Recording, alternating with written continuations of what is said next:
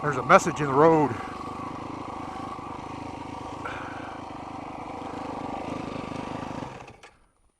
Left by the road gods. Watch for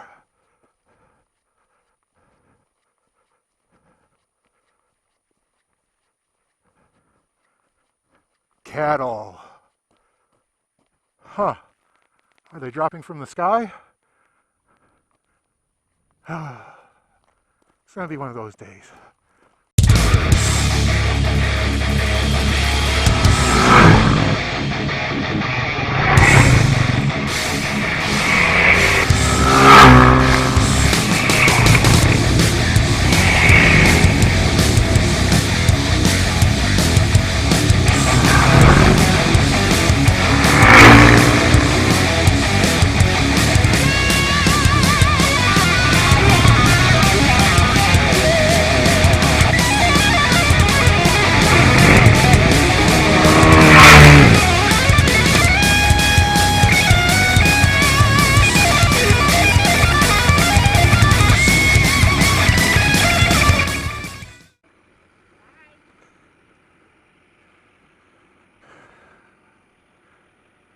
Well, kids, my lovely wife is dropping me off on the outskirts of civilization here, kind of.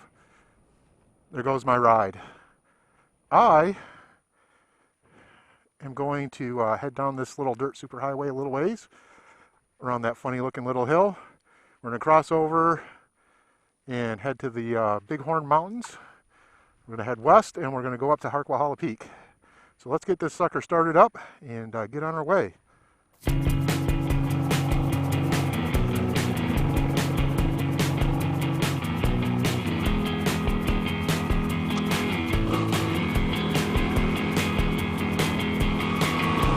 As I recall, I haven't done this ride in about, I don't know, 6 or 7 years anyway.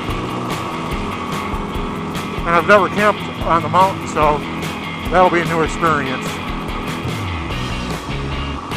But as I recall, it was a little difficult to find the turnoff for the trail.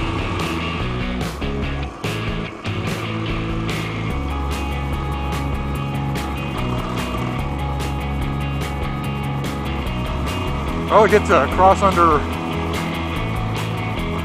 Interstate 10.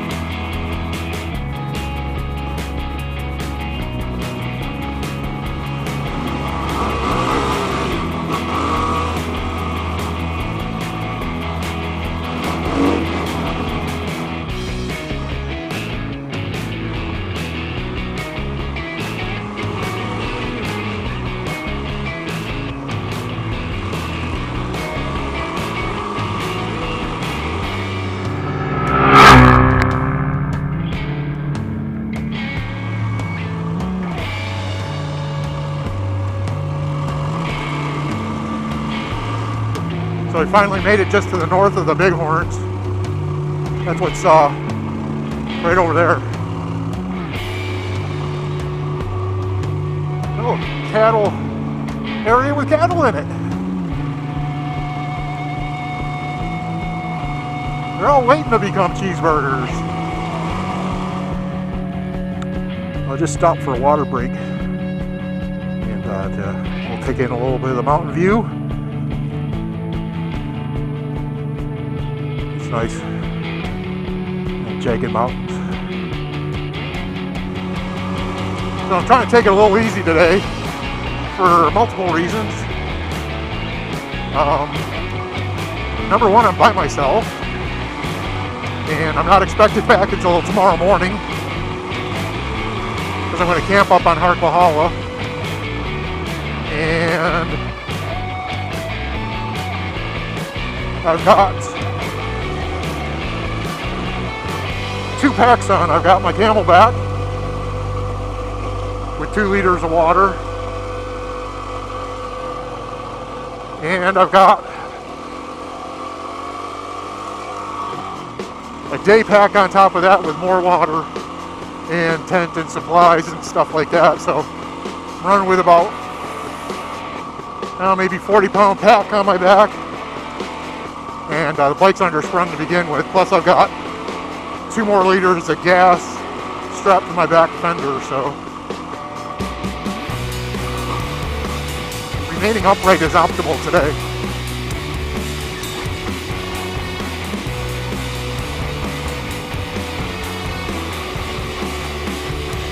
Oh yeah, another reason I'm taking it easy is it's probably the last ride for the stock tires, which I'm kind of happy about. They haven't worked out so well.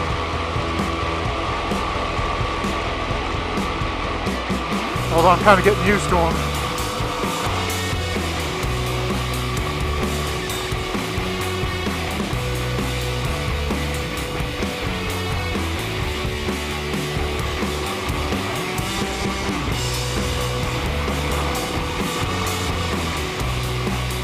It's a real pretty ride.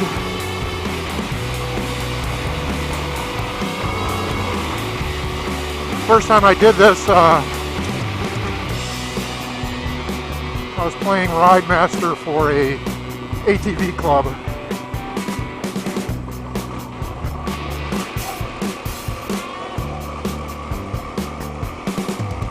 And I think I took like 15 people or 15 vehicles up here. Last time I was up here, I had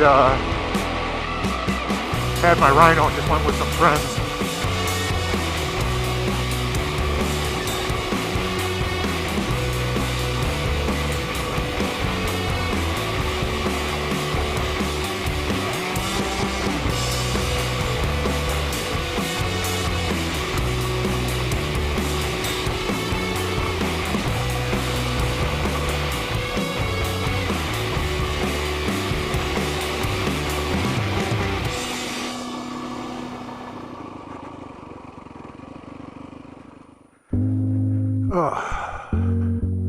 Just had to check all the packs and stuff.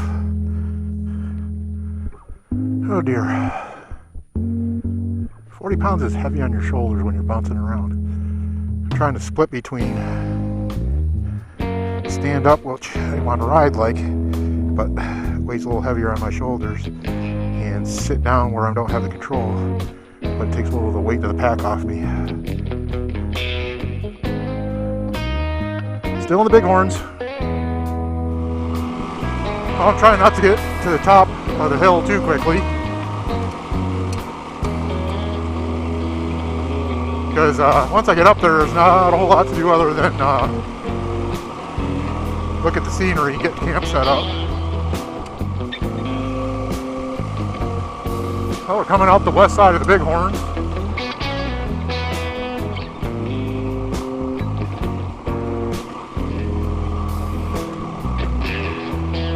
While we're right here,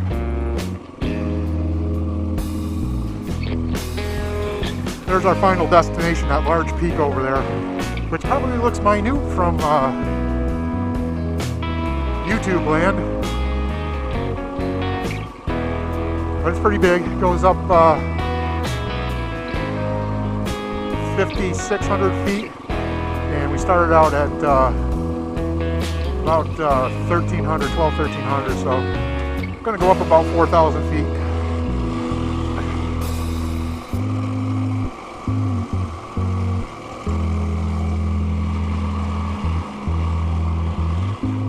A little windmill. And lots of sand.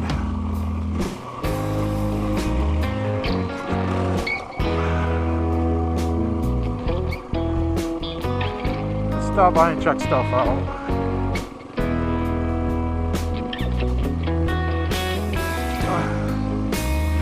The shade fairy could have really spared a little bit of shade over here.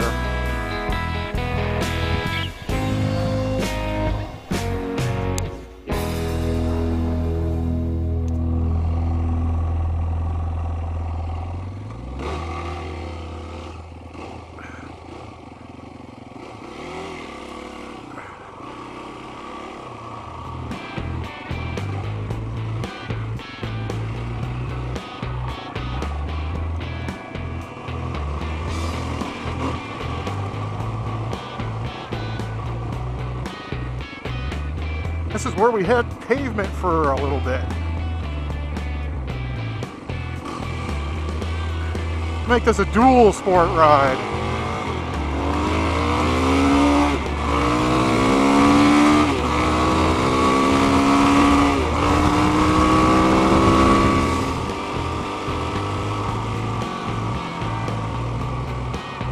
Harquahala Mountain Byway.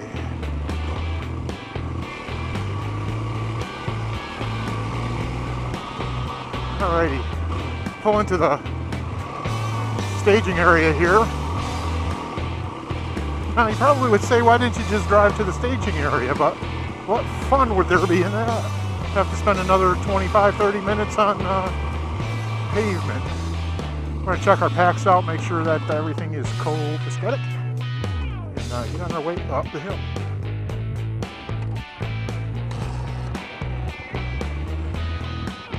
Well, we've had about all the fun we can have at the staging area. And the good news is I was able to take a rest and get rehydrated.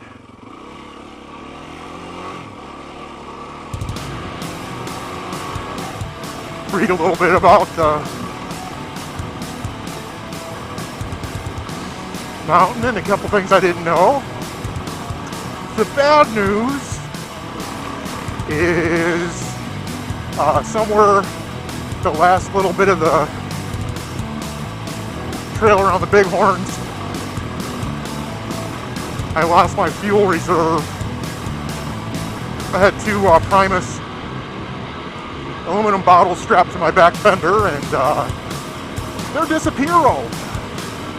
So gauging by the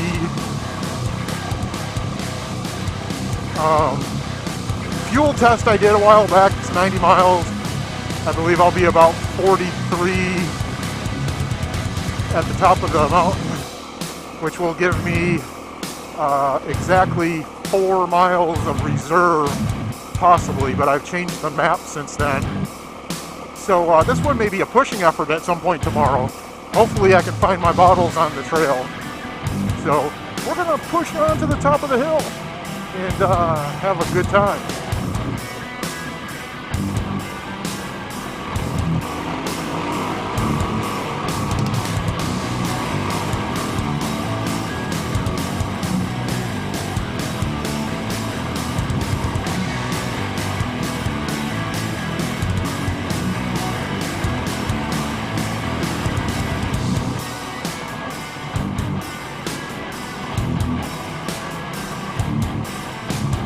This is where we start heading up into the foothills.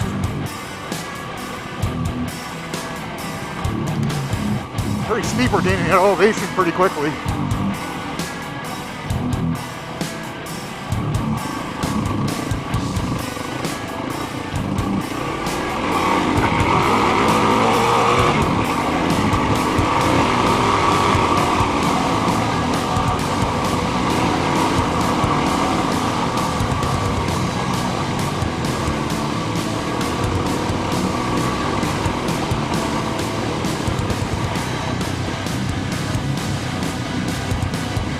Well, we're nowhere near the top, and you can already see some beautiful views.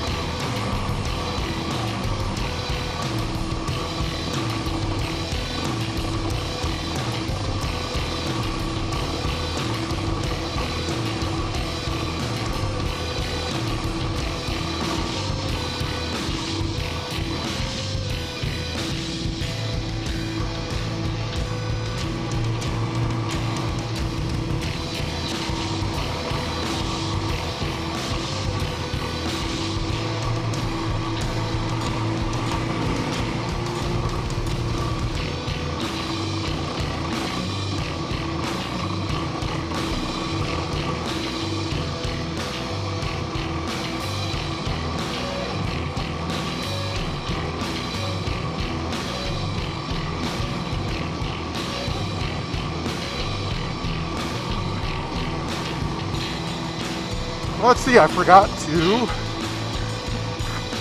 turn the GPS back on, which was not a good idea. Not a big deal, but... And this is where we start climbing up the actual mountain.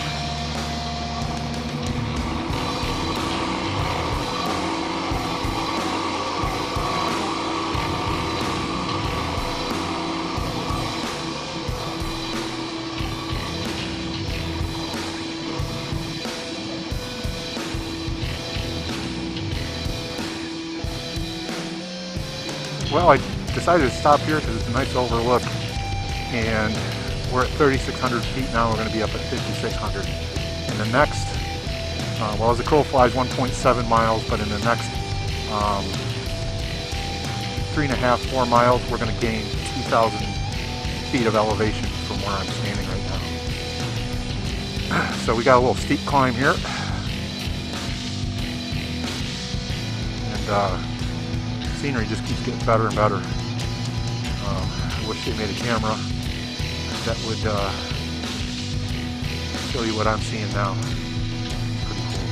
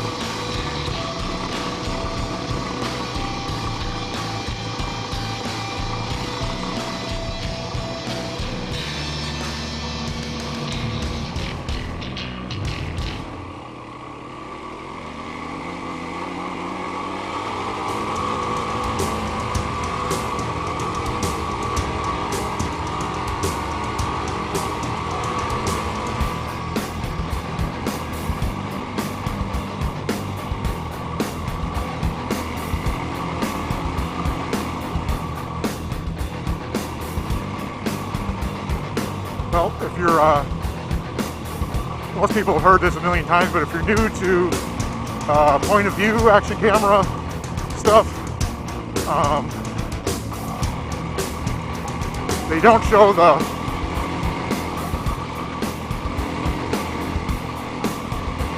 hills very well. And most of this stuff is pretty much vertical.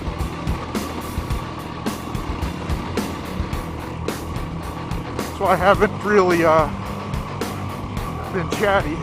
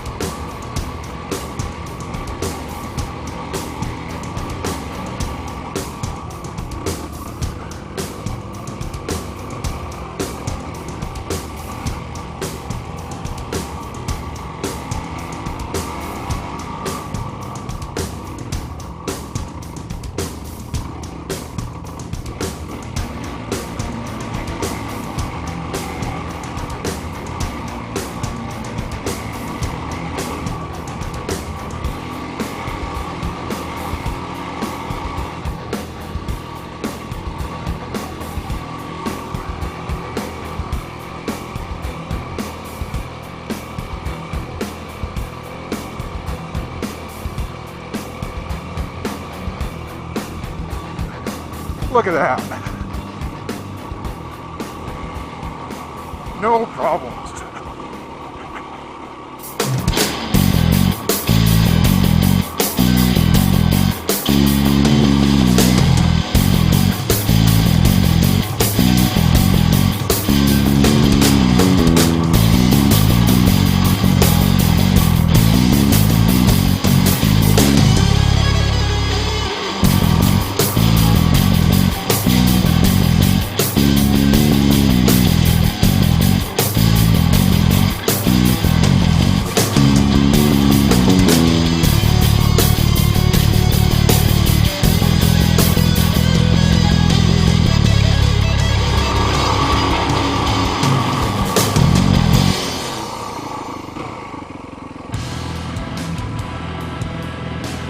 Oh, it's nice to look back every once in a while. Okay, so our last little slog is up here, and we should be able to summit this thing.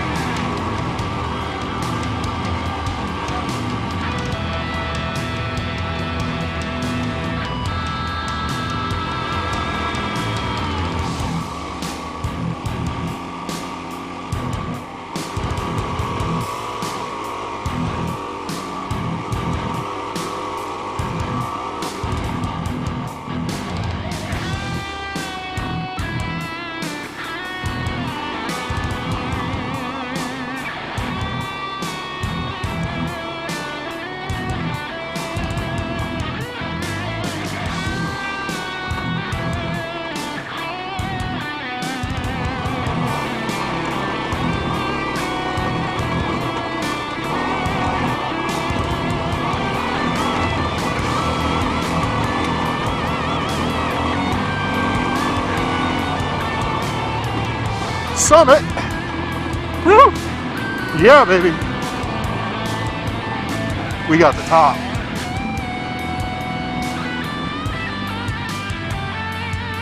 Let's get these packs off and we'll walk around.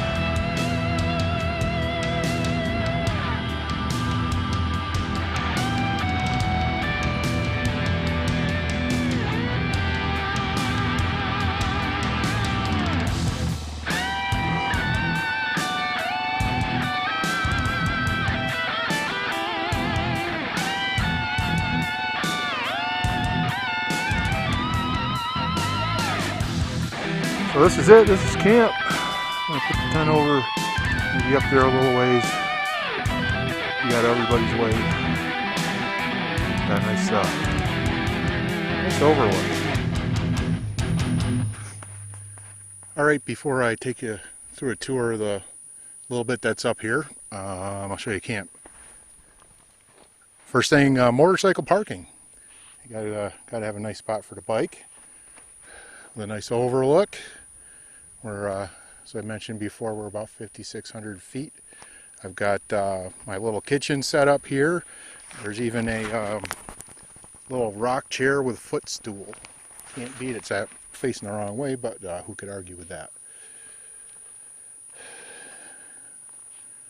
Put the tent back up here because it's I don't like boulders sticking in my back, and it's a little bit more level back here. But still a decent view facing off to the south and west. I see a nice sunset this afternoon. So as we rode in, you probably saw a monstrosity up here, and probably the reason why there's still a road up here, but BLM has this whole area as a wilderness.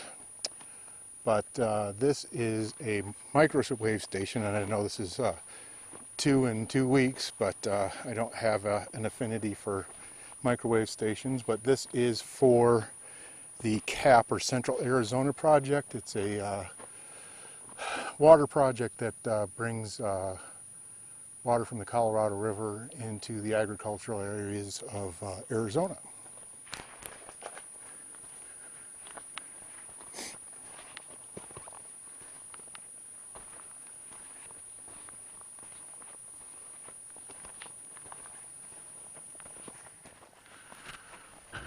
So this mountain and some of the surrounding hills around it were formed with uplift about 900 million years ago. The Earth's crust was violently shoved up, and they're actually on a slight angle. So say like you took a package of cookies and you stood them on their sides and then you let them go, they'd all kind of go on a 45 degree. Well, that's kind of what this mountain is.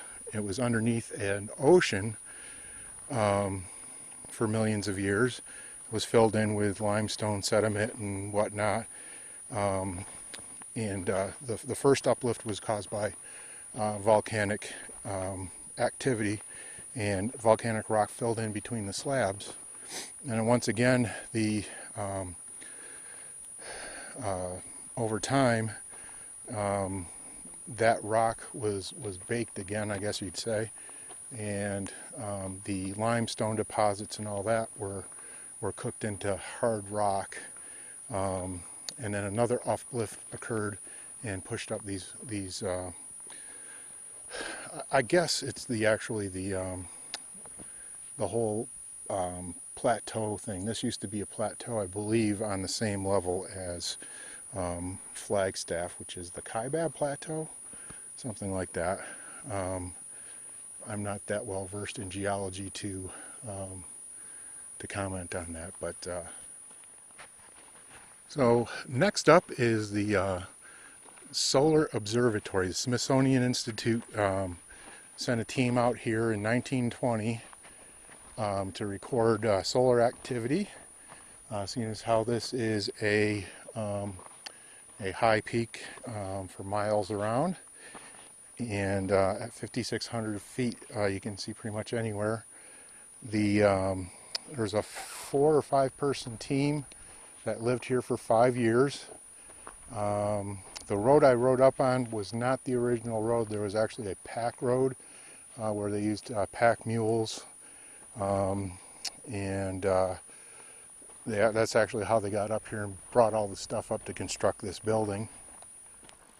So this being a high peak, it's been used for communication for a very long time. In the 1860s, they had a heliograph up here, which is a mirror communication device. So the U.S. Army would communicate with their forts from one to the other using a large mirror up here. So, and also now we've got the almost ultra-modern microwave station up here for the cap. So the structure is actually 2 stories. The top was living quarters, and the bottom held the scientific instruments. They were looking for a solar constant. They thought there was something to do with the sun that would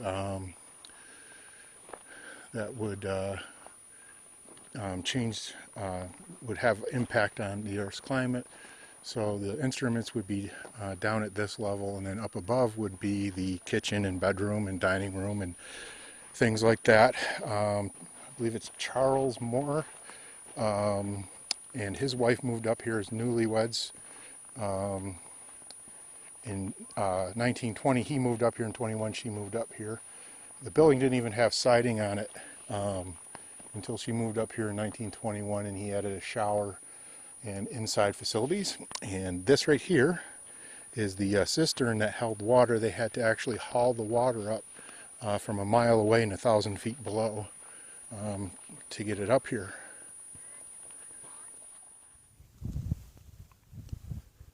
I don't know if you can see, there's lots of dust today, but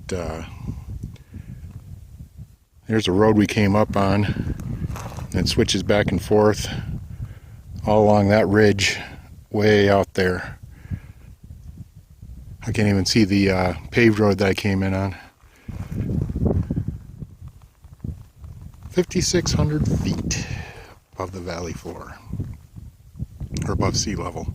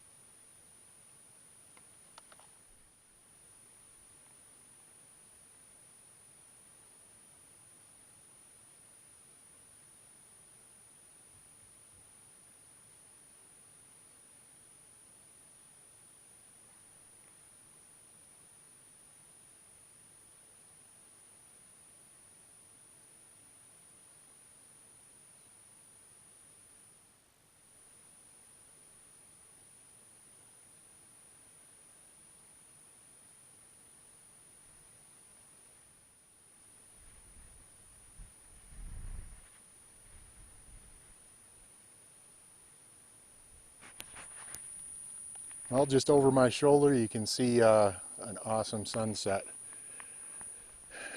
And just to the west of here there's still that fire going on. A helicopter just breezed by here about 200 feet over my head. But sun's getting ready to go down, and I'm getting ready to head into the tent because I won't be able to see nothing because there is zero light up here.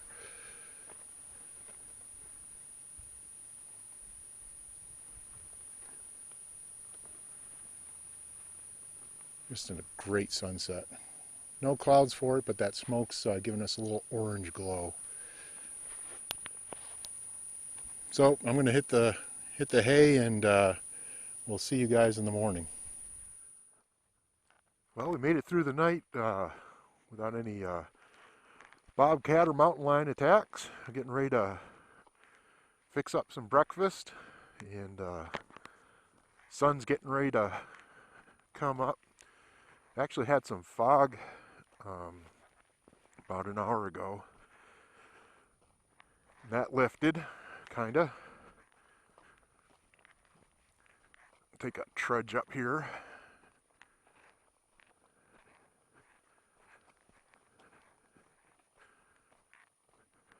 See if we can't see sunrise.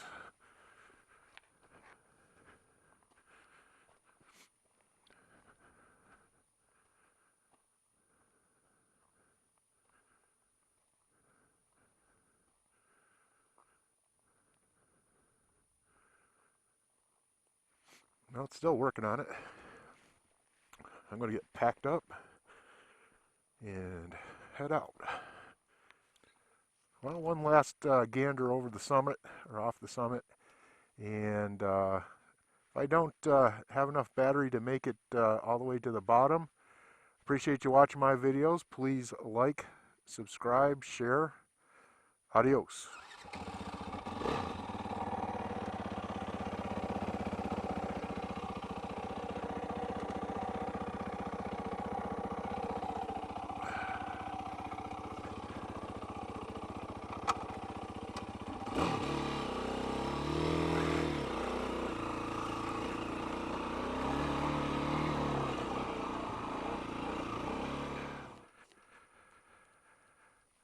Good thing no one's come after this trail after me, because I did end up finding one of the bungees I had strapping down my gas cans. And if they haven't broken, there's probably plenty of gas in them to get me back.